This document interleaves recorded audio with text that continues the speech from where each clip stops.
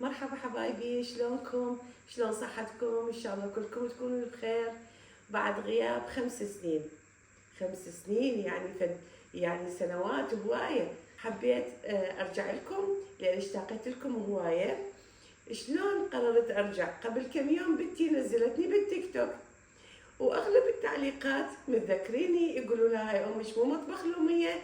اذا انا بعدني ما منسيه، بعدكم تتذكروني ورا 5 سنين. اتمنى كلكم تكونوا بخير وبصحه وبسلامه يا ربي، وهوايه مشتاقه لكم.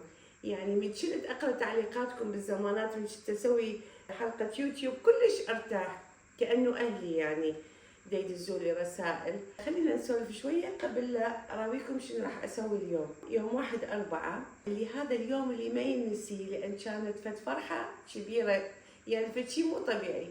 كان العراق يلعب ويا بوليفيا، بما انه ولدي يحبون الطوبه فانا وياهم ويا الطوبه، والعراق هذا دا يلعب مو اي طوبه. بقينا قاعدين للصبح ننتظر ساعه بالأربعة وشويه الى ان بلشت اللعبه.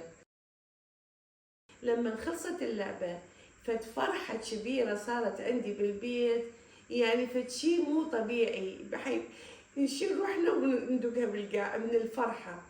أقول لهم ألف مبروك التأهل لكأس العالم ورا 40 سنة من 86. المهم صعدوا زين وفرحوا الشعب العراقي كله. قاعدة ودموعي على خدي أقول هذا الشعب يستاهل الفرحة، وإن شاء الله يا ربي ما نعرف هي الطوبة مدورة، ما نعرف بلكن تغلط وتطب بالجول. هسه نبلش حلقتنا الجديدة بالموسم الجديد ورا 5 سنين. عجبني أسوي حلو بسيط جدا، وإن شاء الله أيامكم كلها تكون حلوة. راح أسوي رايس كريسبي، وحتى الأطفال يحبوه والكبار كلش يحبوه. رايس كريسبي اللي هو هذا رايس كريسبي اسمه. شنو أحتاج؟ الشوكولات الأبيض وشوكولات دارك شوكولات. زين راح أسوي من عنده البيستاشيو، زبدة البيستاشيو، الفستق وشوية فستق مطحون. هاي راح أسوي نوعين، واحد بالشوكولات الأبيض وواحد بالدارك شوكولات. قررت أرجع أفد شي حلو مثلكم انتو يا حلوين، وأحط وياه شوية جوز هند على مود يذوبون سوية. أحطه بالمايكروويف فدقيقتين. شوية جوز هند على الشوكولات الأبيض، الشوكولات الدارك شوكولات خلنا نذوبه، وهم أحط شوية وياه جوز هند. بما انه راح اسوي نوعين، نوع ابيض ونوع دارك شوكولات، فافرغ من هذا الرايس كريسبي هنا وشويه هنا، وانتظر الشوكولات الابيض عندي يذوب، وذاك الوقت اراويكم شنو راح اسوي به. احب ويا الدارك شوكولات اسوي للقوالب هيجي. هسه اراويكم ليش من تطلع شلون تبين. هيجي امسح القالب السيليكون هيجي، اراويكم ليش.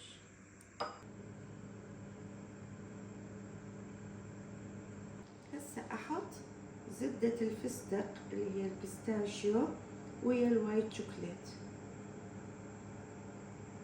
يصير بيه طعم كلش طيب مع الفستق. زين احط شوية رشة فستق، شي خبط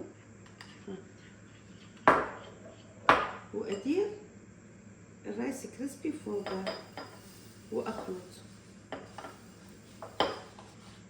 وحسب عينك هي ميزانك، انت تعرفين ايش قد تحطين مثلا.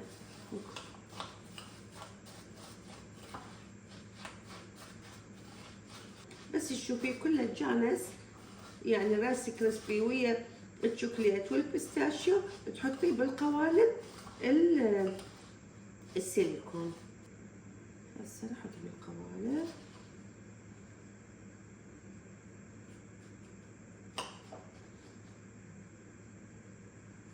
اللي حطيت له شوكولات ابيض بالاطراف مالته، هذاك راح استعمله ويا الرايس كريسبي اللي احط عليه الدارك شوكولات، فمن يطلع كأنه حاطيه بماعون ابيض. هسه تشوفون بعدين تشوفون. وهم رشة فستق عليه، رشة فستق يصير كلش طيب بنكهة. احط له الرايس كريسبي السادة، انا مودي يصير طعم الشوكليت وقسم طعم الشوكليت الابيض. حتى باعياد الميلاد مال الاطفال تقدرون تسوون كلش حلو.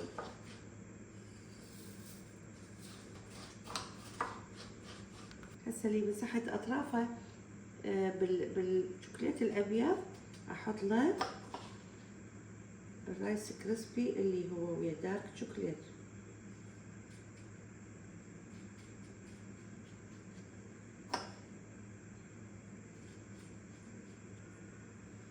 احب هذول القوالب السيليكون ما يعذبون، يعني رأسا هم ينحطون بالفرن وهم يعني تقدرون تسوون بيها اشياء بحيث ورا نص ساعة يصير عندكم الشي اللي تريدوه. كلش احبهم. هسه صاروا جاهزين مثل ما تشوفون.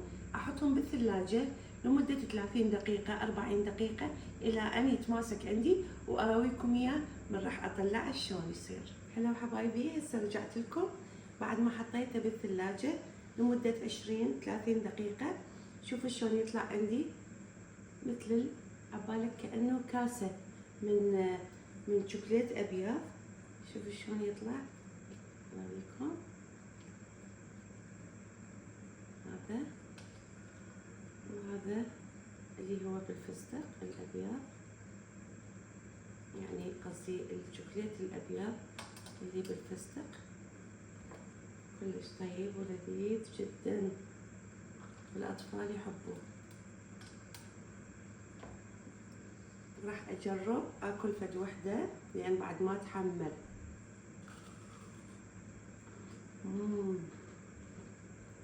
كلش طيب. حبايبي، خلصت حلقتي لهذا اليوم اللي هي كانت رايس كريسبي، وان شاء الله كل ما اسوي اكل لولدي راح انزل لكم اياه فيديو. واشكر كل اللي اشتاق لي، واشكر كل اللي علق لي تعليقات حلوه. تحياتي.